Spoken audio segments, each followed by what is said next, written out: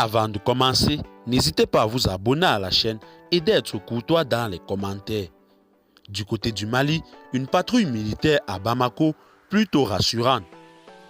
En effet, la présence des militaires armés jusqu'aux dents n'est pas habituelle dans nos rues à Bamako. Pourtant, c'est ce qui est constaté par les riverains de la terre reliant la capitale à la ville garnison de Kati depuis l'avènement d'une attaque terroriste ayant ciblé 2 points stratégiques de la caserne. Les dépôts d'armes à détonation et les hydrocarbures étaient visés il y a 2 jours. Je cite, plutôt normal et rassurant, fin de citation, pousse un habitant d'une concession établie au bord de la route.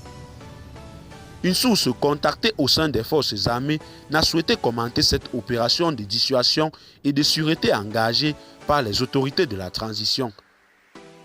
Le ton était donné depuis vendredi, jour de l'attaque de la forteresse militaire où habite le chef de l'État. Je cite, « Les terroristes sont pourtant dans la ville. Ils sont parmi nous et nous avons le devoir de leur dénoncer, fin de citation, a confié un jeune mécanicien qui a constaté la forte présence des militaires dans le secteur de Zirakoro depuis tôt le matin. Peut-être que les militaires ont des renseignements concernant le secteur. J'ai personnellement rencontré un type suspect bizarrement habillé, spécule le jeune débrouillard avant de s'éloigner. Les soldats ne sont pas les seuls à garder l'œil ouvert. Les agents dans les douanes à la frontière et à l'intérieur des terres sont instruits dans ce sens.